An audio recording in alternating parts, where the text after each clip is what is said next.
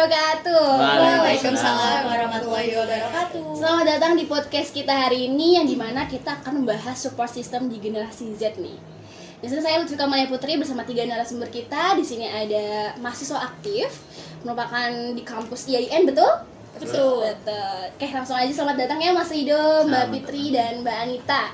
Boleh perkenalan dulu nih dari Mas Rido, perkenalan dulu ya? Boleh. Perkenalkan, nama saya Muhammad Rido. Saya salah satu mahasiswa aktif dari kampus UIN Cyber Syekh Nurjati Cirebon. Sekarang menginjak semester 3 dari jurusan Komunikasi Penyiaran Islam, dan kebetulan Mbak Kamalia saya aktif di salah satu bidang yang ada di jurusan, yaitu dari bidang lensa fotografi. Oke, mungkin itu saja ya. Oke, nanti bisa dilanjut ya. Saya ke Mbak Fitriani, boleh perkenalan dulu. Oke, perkenalkan nama saya Fitriani, saya juga mahasiswa aktif UIN Cyber. Nah, saya juga aktif di bidang UKM Fatsun. Oke, Mbak Anita nih dari mana?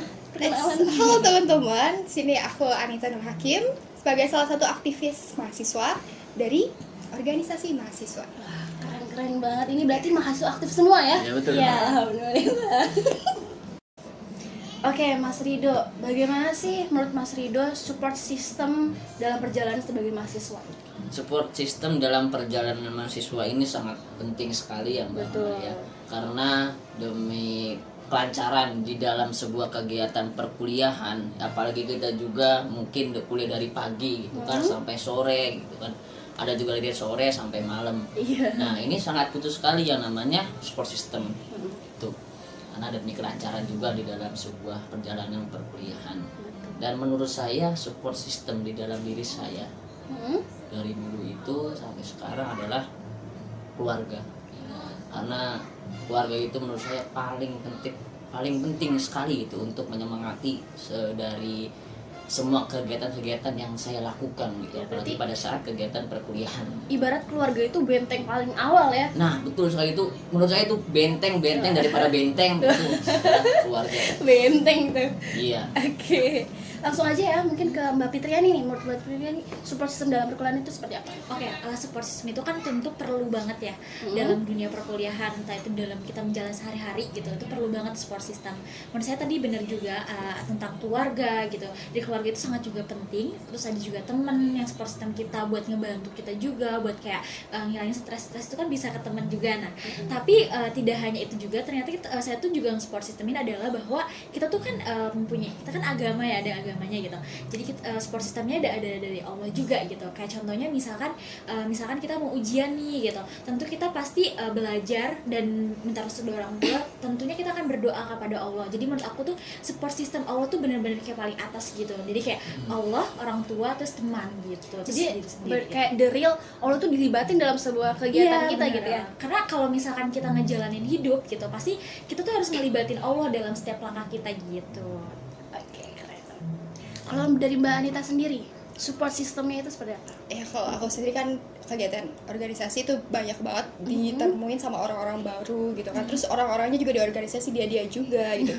Dimana menurut aku tuh lingkungan yang sehat dan mendukung itu sangat penting buat aku.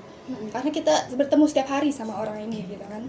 Jadi kalau misalkan aku dalam organisasi dalam kegiatan kampus khususnya, teman-teman aku syukur ya mereka selalu dukung aku gitu. Kita benar-benar bisa membangun lingkungan yang sehat, yang benar-benar Positif. Positif membangun kita dalam menjalankan aktivitas kampus sehari-hari. Walaupun emang terkadang kita ada slack ya, namanya juga sama teman gitu kan. Tapi menurut aku di balik slack itu tuh kita bisa mempererat hubungan sebenarnya gitu. Betul. Tapi tak lepas juga selain dari teman-teman aku yang saling mendukung gitu, aku juga bener sih kata Mbak Fitri tuh merasa kayak bersyukur banget bisa ditemuin sama mereka gitu. Itu kan nggak lepas dari apa ya, kayak karunia dari Allah gitu, hidayah, rezeki, termasuk teman yang baik kan rezeki kan. Teman yang bisa ngebantu kita gitu. Nah, itu benar-benar rezeki yang menurut aku itu benar-benar cukup lah ya. Alhamdulillah gitu. Allah menemukan dengan orang-orang yang bisa mengerti kita gitu. mendukung ya. Kalau kayak misalkan apalagi teman-temanku yang teman paling dekat gitu ya, misalkan aku melakukan kesalahan tuh mereka alhamdulillahnya kayak langsung ngingetin aku gitu, nggak kayak malah menerima.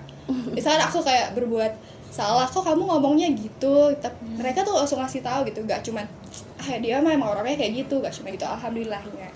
Di situ aku pasti jadi kayak mikir, oh berarti ini teman-teman benar-benar bisa bikin diri lebih baik gitu, membangun diri. Jadi ya berarti support system itu emang nggak cuma dari satu pandangan aja, nggak cuma dari satu konteks, tapi juga melibatkan keluarga, pertemanan, dan pastinya Allah Subhanahu Wa Taala ya. Oke, mungkin boleh nih ke Mas Rido ya. Ya, Menurut Mas Rido itu tantangan terbesar menjadi generasi Z, apalagi sebagai mahasiswa itu apa? oke, tantangan yang paling besar ketika pada zaman sekarang ya, generasi Z ini menurut saya tantangan dari segi lingkungan. Betul. Kan dari segi lingkungan, karena sekarang itu banyak sekali para pemuda-pemuda yang enggak di mahasiswa saja, tetapi dari mungkin tingkat ke sekolah SD, SMP, SMA itu juga banyak sekali sekarang para pemuda yang ya kayak contoh lah paling parahnya itu kayak mabuk, terus juga ikut-ikutan yang kayak pembegalan, sebuah pencurian itu kan sekarang banyak tenar sekali Kejahatan gitu. pergaulan bebas gitu nah, ya. iya, pergaulan bebas juga. Nah itu menurut saya tantangan yang paling berat pada zaman sekarang itu dari lingkungannya gitu. Makanya sekarang kita kaum muda ya tetap harus berhati-hati gitu. Apalagi sekarang kita sebagai mahasiswa, lingkungannya itu mahasiswa lebih berat lagi.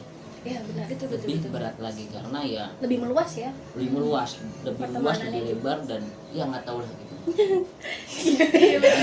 Aku setuju banget sih sama Mas Rido ini. Dia kan aku suka pulang malam juga kan gara-gara kegiatan ini. Iya. Karena kan kegiatan BEM itu kayak Iya, di sekitar kampus ternyata tuh pas malam ya. culture shock gitu gak Iya, sih? aku rada gimana ya? Oh ternyata label Islam tidak selalu Islam itu ya. Islam itu kayak jujur li kaget gitu. Pasti sih kayak culture shock banget kita. Apalagi waktu itu aku pas tahu lingkungannya tuh baru semester 1 waktu itu. Bener-bener kayak ini beneran kamu mahasiswa kampus ini gitu. Iya. Ya, tapi gak langsung ngomong sih, kayak dalam hati Iya, aja dalam hati gitu. aja, kayak baru Iya. melihat kayak nyimpulin Oh, gini iya. gitu. Iya. Oh, ternyata gak cuma kampus negeri biasa yang bisa kayak gini gitu. Tapi bener sih kayak tadi saya juga ketusuk banget sama yang kayak tadi Anita bilang gitu, bahwa kayak semester 1 wah ternyata yang tadi saya pandang misalkan tadi Islami kok nggak seperti itu gitu. Terus kayak misalkan ada beberapa ternyata saya lihat juga misalkan ternyata orang dulu tuh misalkan dia tuh orangnya baik gitu, tapi gara-gara dia berteman sama orang yang kurang baik akhirnya dia jadi kayak keikut-ikutan gitu. Jadi Ke bawah ya. iya, jadi bener sih support system yang kayak tadi bilang kayak kalau kita milih gitu teman yang salah itu bisa menjerumus kita juga ke hal yang tidak baik juga gitu. Oke, jadi emang ya kita harus bener-bener cari circle yang bagus gitu, supaya kita nggak tergiring ke hal-hal yang negatif gitu. Kalaupun kita tahu di situ ada culture shock yang ya negatif gitu ya, seenggaknya kita ya sekedar tahu deh itu sebagai wawasan pengetahuan aja. Kalau ternyata di dalam itu nggak baik semua gitu, walaupun labelnya misalkan Islami gitu. Tapi kalau menurut saya sih masalah pertemanan itu kita nggak ada batasnya ya, maksudnya Iya betul. kita boleh saja berteman dengan siapa saja, asal berpatok, aslinya patokannya kepada diri kita sendiri lah. Kita membatasi Batasi. gitu. Ketika kita nggak apa-apa kok berteman dengan, mohon maaf, dengan orang yang pemabuk, Iya, yang iya. berjudi, yang tatua segala macam, itu nggak apa-apa, asal kitanya bisa membatasi diri kita sendiri gitu. Jangan sampai kita mengikuti alurnya si dia. Berarti ibaratnya kita tuh harus bisa jadi orang yang tidak cepat tergiring gitu ya. Ya, Harusnya kita bisa menjadi pengaruh yang baik gitu. Tapi Nggak kayaknya memang peran keluarga lebih penting. mendominasi karakter seseorang gitu. Iya. Iya, apalagi kalau misalkan ya keluarganya mohon maaf udah break gitu ya. Kayaknya lebih membuat pembangunan karakter anak tuh ingin mencoba-coba hal baru gitu. Seperti itu sih dari beberapa teman-teman saya yang waktu itu pernah saya ikut di petaunya. Pas saya dekat dengan mereka, ternyata Tahu caranya mereka seperti itu. seperti yang tadi Mas Ido bilang, mereka ternyata mohon maaf seorang pemabuk gitu. Ya. Dan ya masalah-masalah anak bro lainnya lah ya gitu. Makanya tadi faktornya gede banget. bilang keluarga itu emang benteng paling pertama. Iya. Karena kalau benteng pertamanya udah diruntuh ya udah, semuanya iya, berhenti benar. ikutan runtuh. Iya, gitu. karena saya juga jujur keluarga itu apa ya, mungkin sebagai pengendali diri saya juga. Benar, itu Karena ketika saya belok dari jalur, Mm-mm. ya keluarga itu Yang meluruskan Diingatkan gitu ya. yang Ya, ingatkan. tapi tidak terlepas dari Allah Subhanahu wa taala juga kan. Saya mungkin dengan keluarga kita jadi ingat Tuhan juga gitu Nah, kan. iya. Oke. Oke sih. Kalau Perlu. dari udah ya, maksudnya itu udah bisa disimpulkan jelas gitu. Kalau dari Mbak Fitriani nih, tadi kan support sistemnya Tuhan gitu ya. Iya. Tuhan. Nah, terus gimana? Tuhan itu bisa ikut apa ya? Andil. Ikut andil di saat banyak tekanan di kampus gitu. Gimana support sistemnya? Saya mau cerita dikit ya, boleh ya. Jadi kayak waktu dulu tuh kayak emang saya dari TK, SD sampai SMP, SMA itu saya basicnya nggak ada Islamnya gitu. Maksudnya kayak Sekolah ada umum lah ya, gitu. sekolah umum gitu ada, tapi nggak segitu fokus gitu. Nggak segitu fokus Sama banget. bahasanya juga nggak, iya. Jadi ketika mau masuk IAIN tuh kayak atau UIN sekarang gitu Kaget. agak kaget gitu kan. Kultur shock Iya juga. gitu kayak wah Kultur shock gimana ternyata gitu. nggak selalu jelek ya. Iya, Yang bagus ada. yang bagus. Maksudnya kayak Kultur shock aduh yang gimana bagus. nih gitu. Sedangkan di SMA, SMP, SD kan nggak fokus banget ya sama agama, yang kita tahu cuma misalkan sekedar ya udah belajar aja gitu. Wah, ya udah Akademik kayak umum ya. udah, dan saya juga nggak begitu fokus ya. Saya fokusnya ke materi MK yang maksudnya mata kuliah Mata pelajaran. gitu, mata pelajaran saya suka aja gitu. Jadi apalagi waktu SMA tuh saya IPA, jadi fokusnya ke rumus-rumus gitu. Jadi saya tuh nggak fokus ke banget agama nih gitu. Ketika masuk IAIN saya sangat kaget dan tidak bisa menyesuaikan diri gitu. Dan saya tuh kayak ngerasa aduh gimana gitu. Terus ngeliat teman-teman juga udah banyak yang bisa semua kan, saya kayak aduh saya Merasa tertinggal. Iya, merasa tertinggal banget gitu. Terus juga kayak ada pelajaran yang beberapa yang kayak aduh kok saya nggak bisa gitu, apa maksudnya gimana sih gitu, saya masih nggak bisa. Sampai saya waktu itu kayak hampir ya sedikit agak stres lah dikit gitu, saya kayak nangis dikit lah gara-gara itu gitu. Terus juga ada sekarang kan juga ada program tuh yang masih yang kayak Mahat, yang PPTQ, yang kitab. Saya juga kan waktu SD, maksudnya dari SD SMA kan biasanya nggak pelajarin itu gitu. Jadi sangat yang udah saya tahu ya udah cuma kayak sekedar ngaji kayaknya, nggak taunya gitu ya. jujur li aku juga dulu kan dari sekolah umum ya. Iya. PPTQ gula guys. Terus jadi udah lulus belum? Lulus Udah, dong. lulus dong.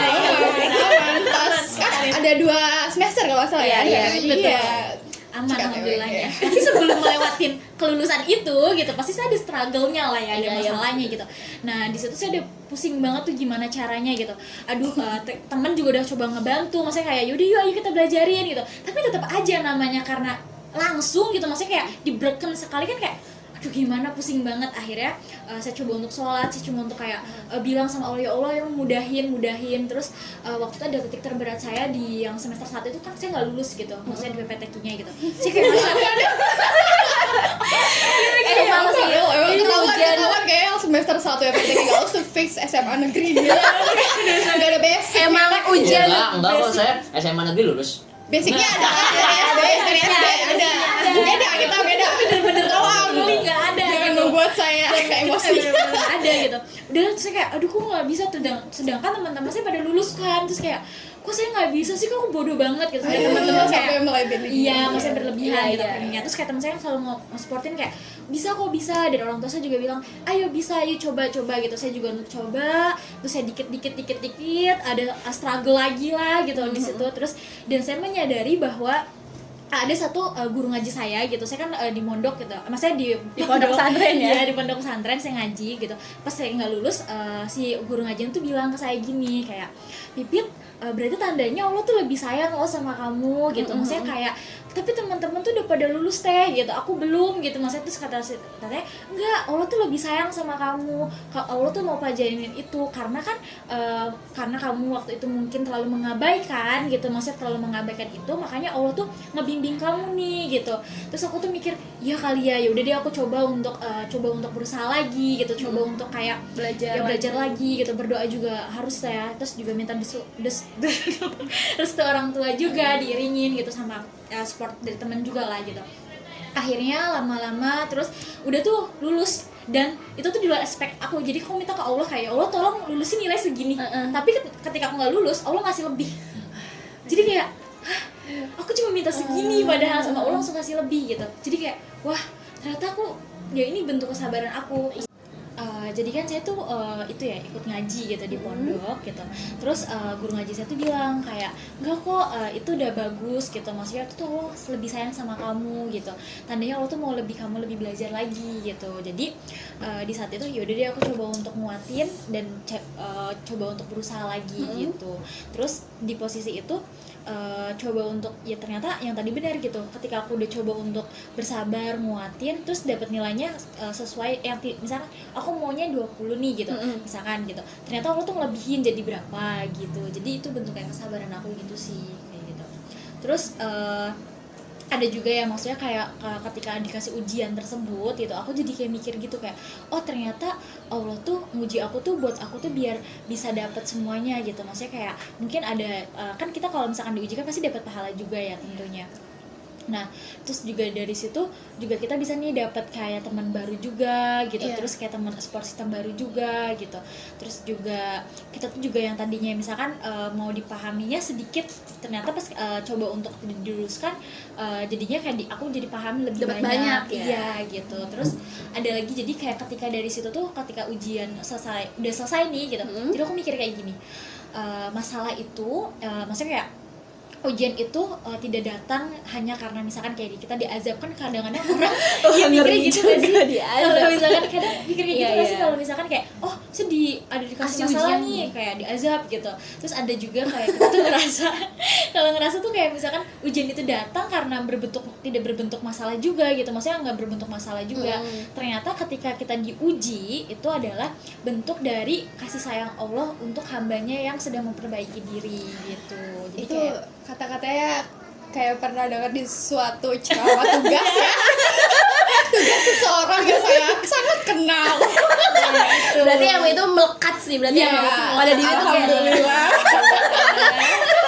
Dijadiin dijadiin kotes gitu. Jadi setelah itu akhirnya jadi coba untuk kayak oh ternyata support system yang kita sesungguhnya yang kita bisa tuh maksudnya yang sesungguhnya support system tuh Allah gitu. Jadi emang melibatkan Allah tuh nggak bakal kecewa gitu ya. Iya. Kan kalau misalkan kita nih support systemnya orang gitu, pasti kan ada kecewaan. Misalkan kayak kita berharap berlebihan sama orang, itu kan juga kita bisa jadi kecewa gitu. Jadi makanya pada intinya kita jangan terlalu berharap pada manusia. Betul. Boleh berharap tapi jangan terlalu banget gitu. Mungkin kecewa karena expect ya. Iya. Karena manusia kan pasti ya pasti punya salah. Pasti dia pernah melakukan sebuah kesalahan gitu.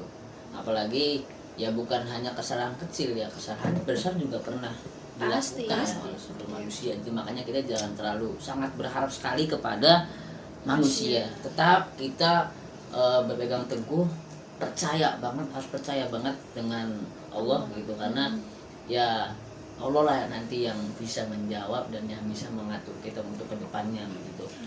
Jadi emang kita nggak sia-sia, misalnya melibatkan Allah itu nggak ada kesia-siaan gitu, malah justru terjamin. Betul. Tapi kita juga sebagai manusia harus lebih peka sama lingkungan kita sih. Terkadang tuh Allah ngasih petunjuk kita bisa lewat keluarga, lewat ibu, saudara, perantara ya. Teman terdekat kita itu bisa jadi salah satu hidayah sih buat kita untuk lebih support gitu dalam hidup.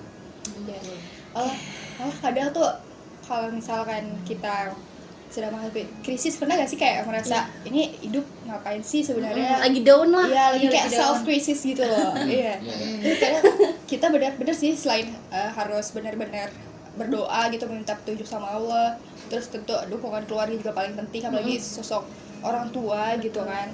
Kadang juga saudara penting sih untuk membantu mental gitu ya. Lagi anak terakhir tuh menurut saya mentalnya terlatih. Mental babu. Kuat. Iya gak sih? Kayaknya aku dia anak pertama, siapa sih dia suka nyuruh-nyuruh adeknya? Siapa yang Aku anak tunggal, jadi aku gak tahu. anak tunggal. Saya anak tengah kedua. Jadi masih bisa untuk menyuruh dan disuruh. Jadi pas tengah-tengah. Oke. Bisa disuruh dan bisa menyuruh lagi gitu. Jadi 50-50. Jangan pernah itulah merasa sedih kalau jadi anak pertama. Jadi Siapa sih yang merasa sedih? Anak pertama, jujur li aku mau jadi yang pertama. nggak ada di sini, nggak ada anak pertama. Iya. Tapi kan bebannya kan lumayan besar kan anak pertama. Iya sih, biasanya Iya bebannya bebannya lebih. Apalagi dia punya adik kan, karena ya ketika mohon maaf orang tua itu mungkin udah nggak ada ya, mohon maaf udah meninggal ya, nanti berpengaruh dengan Anak pertama. anak Iya. pertamanya gitu. Stres sih kayak kalau dibayangin. Jadi kayaknya tuh Anak pertama tuh jadi contoh gitu Betul, ya, jadi iya. contoh yang baik. Kalau misalkan anak pertama ini gagal, otomatis Percobaan ya- sih, iya, lebih percobaan kayak kalau gitu. dalam proses memang mereka percobaan. Kalau dalam kehidupan ya bukan coba-coba lagi, harus sukses. Iya, betul. Tapi Benteng. pada intinya walaupun jangan memandang itu anak pertama, anak kedua, anak ketiga, tetap ya kita seorang anak harus patuh dulu sama orang tua. Itu harus berusaha semaksimal Iya. mungkin lah. Jadi emang peran Allah sangat berpengaruh. Sangat sekali. Cukup banget sih ini jawaban dari Mbak Fitri, menarik banget. Jadi inspirasi juga buat kita semua di sini. Mungkin juga buat para mahasiswa juga kayaknya kan banyak ya problemnya, konfliknya sama gitu. Tentang apa namanya PPTQ ya kan, itu banyak yang nggak lulus. Nah itu problemnya sama di itu Win Cyber aja udah. masa-masa terlambat sih ya, kayak Sekali sih itu kayak Tapi mengerti baik kan jadi baik sih, jadi baik cuy. benar-benar kayak jadi sadar, oh ternyata support system saya lebih berfokus lebih dituntunnya gitu ke arah pertemanan gitu atau keluarga. Oke, ke Mbak Anita deh ini pertanyaan untuk narasumber ketiga kita. Kalau menurut Mbak Anita nih, bisa nggak sih support system itu menuju kita untuk mencapai impian gitu, lebih sukses tapi menggunakan support system aja gitu? Bisa banget. Ya apalagi kita mencakup ketiga peran penting dalam hidup kita gitu, pertemanan, lingkungan, Tuhan, apalagi berapa harusnya Tuhan. Ya Tuhan, ya Allah subhanahu wa ta'ala ya. Kadang orang tua gak selalu membimbing soalnya, Oh iya, betul. justru ada mereka yang malah larinya ke pertemanan gitu. Jadi di sini benar-benar menurut saya antara pertemanan dan orang tua itu benar-benar nggak bisa saling tergantung gitu kita. Benar, kalau masalah kebergantungan kita harus sama Allah Subhanahu Wa Taala. Berarti spiritual itu nyambung ya sama akademis. Nyambung banget. Apalagi kalau misalkan kita sering meminta kayak petunjuk gitu-gitu, itu nggak selalu Allah benar-benar nunjukin langsung gitu ya. Kita harus peka terhadap lingkungan kita. Coba lihat orang-orang sekitar kalian. Mungkin kamu belum bisa terpenuhi oleh keluarga supportnya. Coba teman-teman kamu, apakah mereka bisa membimbing kamu? Apakah mereka mendukung kamu ke arah yang lebih baik, atau mereka menuntun kamu ke arah yang malah lebih langsak gitu ya? Iya Ya, sih, bener. di sini tuh benar-benar kita selain berdoa, kita harus menguji kepekaan kita terhadap lingkungan kita gitu. Jangankan pertemanan dan keluarga, orang lewat aja tuh kadang membawa sign tertentu gitu ya, yang kita doakan gitu. Iya, betul. Waktu itu aku kayak pernah ketemu seseorang di mana dia tuh benar-benar kesannya kok kayak ini, dia ngasih tahu gitu, kayak ngasih tahu, oh kayaknya aku pernah nanya sama ini deh, sama Allah gitu. Ternyata dijawabnya lewat orang ini, di mana orang ini tuh stranger gitu. Di mana aku di situ tuh waktu itu lagi duduk aja nugas sendirian gitu di suatu taman. Nah, tiba-tiba ada orang kayak negur tuh, "Dek, boleh duduk di sini?" "Ya, ibu-ibu." Ya, ibu-ibu kalau salah. Tiba-tiba, "Ibu, boleh duduk sini?" "Iya." "Boleh." Terus kayak tiba-tiba ngajak ngomong, setelah panjang kita ngobrol, ada satu titik di mana, oh, kok kayaknya Kayak menjawab iya, gitu. kayaknya ini jawaban dari aku tanyain sama Tuhan aku gitu. Ya, ternyata kita harus lebih peka sih sebenarnya sama lingkungan, entah itu dari pertemanan atau stranger atau keluarga. Merinding sih. Iya, tapi bener sih emang kalau Iya, support system dan iya, ini terpengaruh banget. Benar. Pesan tuh emang dari mana aja gitu. Ya, terkadang tuh Allah benar-benar kasih tanda kita tipis gitu. Iya, kadang kemana kan kayak ngerasa kok aku dikasih tantangan masalahnya yang sama mulu gitu. Kayak mungkin disia-siain pacar. Iya, Kalau enggak kayak ngerasa red flag tapi masih dijalanin, tapi masih jalanin, berat pernah sih. nggak ngerasa kayak gitu kan? Relate nggak? Apalagi nggak sekali dua kali gitu. Sering. Red flag atau toxic itu kan berkali-kali ya di Itu keluarga. yang sering Iya, terjadi betul. di Sering generasi terjadi Z lah. sih. Tidak hanya pasangan tapi temen juga kan. Maksudnya kalau misalkan dia udah jahat sama kita gitu, Oh, iya. nah itu juga bisa tuh Iya, kita iya, kayak pertahanin terus. Iya, iya, gitu. bisa. Itulah di situ itu mungkin salah satu jawaban dari doa kamu, kayak ya Allah, misalkan kamu berdoa kayak tentang coba dong kasih petunjuk aku atau bimbing aku menjadi lebih baik. Lewat orang-orang itu kan kamu jadi belajar, oh kok orangnya kalau ngomong kayak gini ya, atau kok orangnya kalau sama orang lain ngomongnya nggak jelas itu kayak atau kayak suka nyinggung gitu. Kan dari situ kita bisa ambil makna, ambil hikmah kalau kayaknya nggak bagus dia nih sikap kayak gini dari dia. Walaupun kita tahu dia toksik, tapi Benar. ternyata di dalam ketoksikan itu kita bisa belajar atau petik sesuatu hikmah dari situ gitu. Ya, nggak selalu di lingkungan yang buruk itu kita jadi lebih buruk, malah bisa membimbing kita menjadi lebih baik. Betulnya pasti ada dagingnya lah. Ibarat gitu ya. Sejelek-jeleknya manusia pasti dulu ada baiknya. Pasti. Di balik jeleknya harus ada baik. Enggak, kadang juga bukan itu ya. Jadi manusia juga ketika melakukan kesalahan itu bukan berarti itu salah.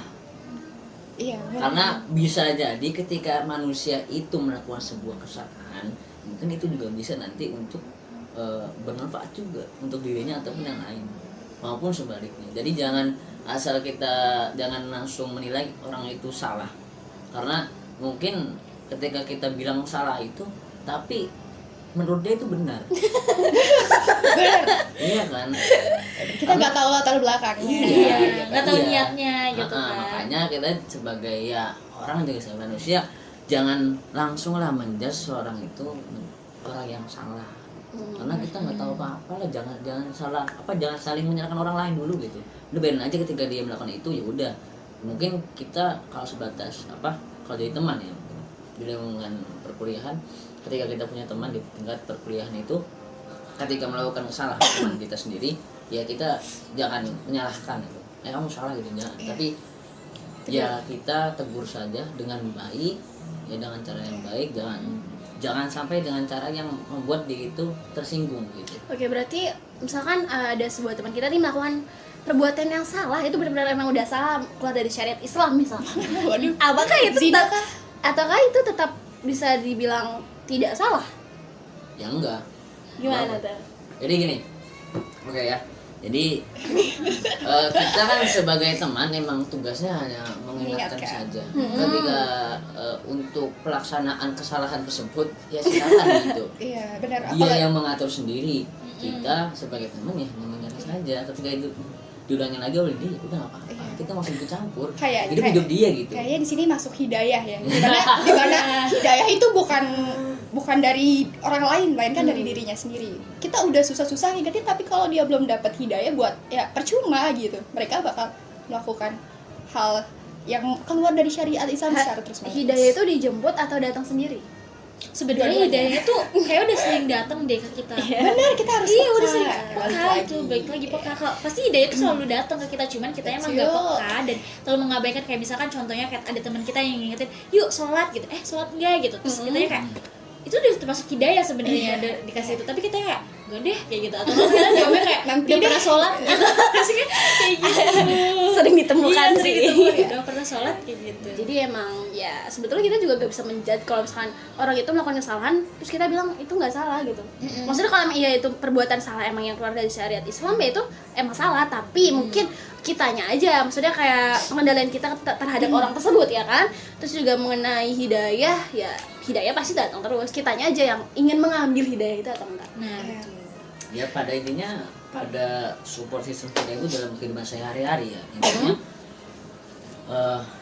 kita nggak apa-apa untuk berharap kepada manusia, nggak apa-apa. Kita untuk itu hanya sebatas pada manusia itu, untuk mungkin Allah itu memberikan sebuah semangat dari manusia itu sendiri. Jadi orang yang memberikan kita semangat berarti itu adalah tunjukkan dari Allah langsung bahwa sok silakan kamu tolong semangatin dia agar dia kuliahnya benar, berjalan dengan lancar dan sampai lulus itu. Tetapi kita sampai sekarang banyak sekali yang kurang tadi juga kurang peka gitu. Dimana ya itu merupakan ya nikmat dari Allah juga. Tapi kita nggak tahu dan kita nggak peka juga, kita mungkin belum paham juga itu sebuah nikmat yang tanpa kita sadari gitu. Contohnya kita sekarang bisa duduk di sini dengan AC juga, kita bisa juga. Betul, nikmat. Itu juga sebuah nikmat dari Allah kan. Ya, makanya setiap nikmat yang dikasihkan ke kita dari Allah Subhanahu wa taala, ya harus tetap kita syukuri lah. Alhamdulillah. Tapi perlu digarisbawahi ya boleh berharap gitu, tapi nggak boleh terlalu berlebihan gitu. Ya tapi jujur li aku kalau masalah manusia udah benar-benar gak berharap ya kan. Capek banget ya, Bu. Iya bener, Udah walaupun punya trauma ya. enggak juga sih.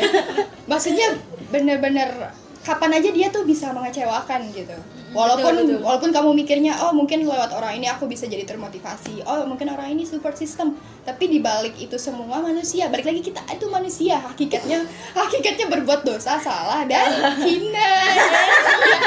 Kayak gitu.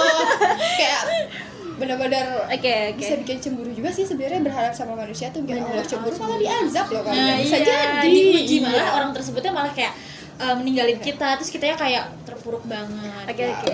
Keren-keren semua nih narasumber kita. Selain mahasiswa aktif ternyata menjaga support system kepada Allah juga gitu.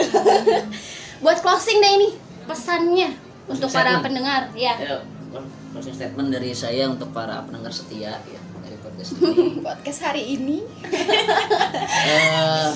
Apalagi ya untuk mahasiswa ya yang dimanapun berada, tetaplah semangat, jangan menyerah, karena ketika kita bersemangat dan terus belajar, terus melangkah untuk ke depan, pasti kita akan mencapai sebuah cita-cita yang kita impikan.